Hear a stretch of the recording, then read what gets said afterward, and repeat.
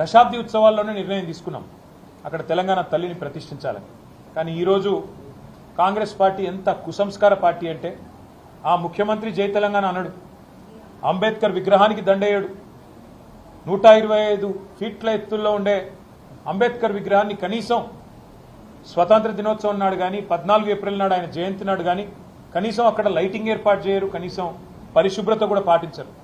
అమరజ్యోతి ఇంతవరకు కనీసం పర్యాటకుల కోసం ఓపెన్ కాలేదు. ఇంకా పైపెచ్చు ఇవన్నీ చాలదన్నట్టు ఏ రాజీవ్ గాంధీ గారైతే తెలంగాణ బిడ్డ అంజయ్యను అవమానించారో ఆ అంజయ్య గారి పేరు పక్కనే ఉండే పార్కుకు పెట్టింది ఆనాడు ప్రభుత్వం. కానీ అంజయ్య గారి పేరు పోయింది, అది లుంబిని పార్క్ అయింది. ఇప్పుడు ఏ అంజయ్య గారిని అయితే అవమానించిన వ్యక్తి ఉన్నారో ఆయన విగ్రహాన్ని తెచ్చి మా నెత్తిన రుద్దడం అంటే ఇది ఎంతవరకు న్యాయం అని చెప్పి వాళ్ళు నేను మా పార్టీ తరఫున అడుగుతా ఉన్నాం. మేము 10 ఏళ్ళు చాలా సంస్కారవంతంగా వ్యవహారం చేసినాం. రాజీవ్ ఆరోగ్యశ్రీ అనే పథకం ఉంటే దాని పేరు మార్చలేదు, అట్లే కొనసాగించాం. మా పేరు పెట్టుకోవచ్చు, ఇంకో పేరు పెట్టవచ్చు, కానీ మార్చలేదు. రాజీవ్ రహదారి అని స్టేట్ హైవే ఉంటే దాని పేరు కూడా మార్చలేదు. రాజీవ్ గాంధీ యూనివర్సిటీ అని IIIT బాసరకు పేరుంటే నాలెడ్జ్ యూనివర్సిటీ అని దాన్ని కూడా మార్చలేదు, కొనసాగించినాం.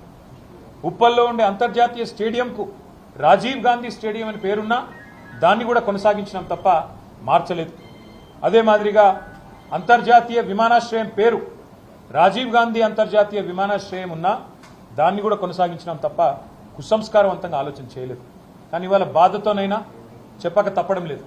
మీరు తెలంగాణ తల్లిని అవమానించిన తర్వాత, తెలంగాణ అస్తిత్వానికి ప్రతీక అయిన మనందరి తల్లి లాంటి తెలంగాణ తల్లిని మీరు అగౌరవపరిచిన తర్వాత తప్పకుండా ఈ మాట బాధతోనే చెప్తా ఉన్నాం. రాజీవ్ గాంధీ గారు మరి తెలంగాణకు ఆయనకు సంబంధం ఏందో నాకే తెలియదు.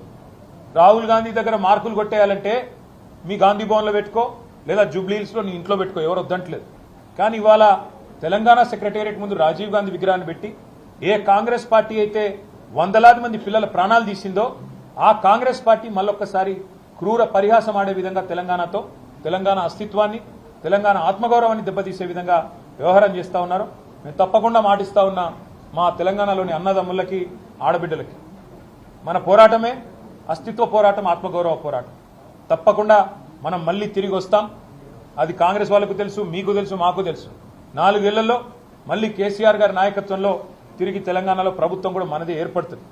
ఏర్పడ్డ తర్వాత వెంటనే తప్పకుండా రాజీవ్ గాంధీ గారి విగ్రహాన్ని అక్కడి నుంచి సకల మర్యాదలతో తొలగిస్తాం. అక్కడి నుంచి వారు కాంగ్రెస్ వారు ఎక్కడికి కోరుకుంటే అక్కడికి తరలిస్తాం. అక్కడ మాత్రం ఖచ్చితంగా తెలంగాణ తల్లి విగ్రహాన్ని పెడతాం. చూశారు కదండి, ఈ వీడియో కనుక మీకు నచ్చినట్లయితే లైక్ చేయండి, షేర్ చేయండి, న్యూస్ టుడే తెలుగు డైలీని ఫాలో చేయండి.